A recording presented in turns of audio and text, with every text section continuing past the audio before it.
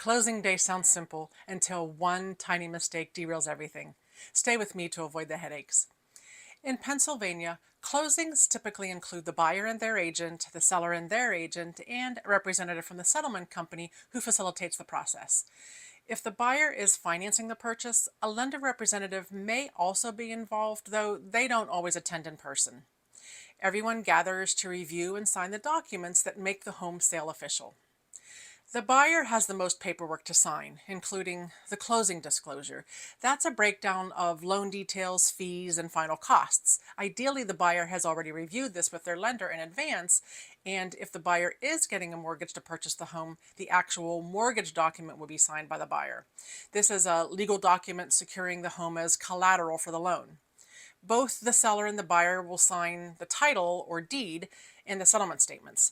This initializes the transfer of ownership and outlines the financial details of the transaction.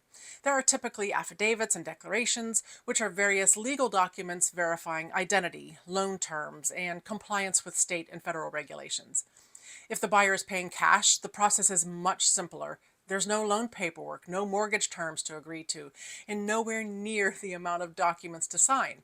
Instead, the buyer will mainly review and sign the settlement statement, deed, and a few affidavits before handing over the cashier's check or wiring funds.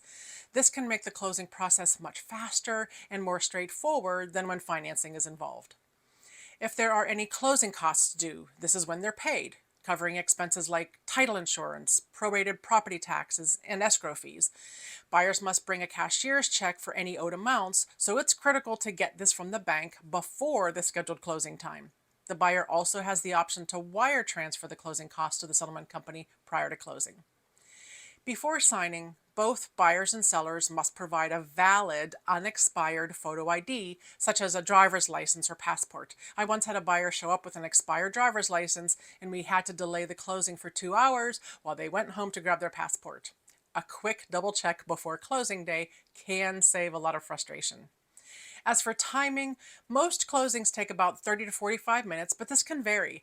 If a buyer is financing, expect to spend 30 to 45 minutes signing all the necessary documents. Cash closings can take as little as 15 minutes since there are fewer forms to review.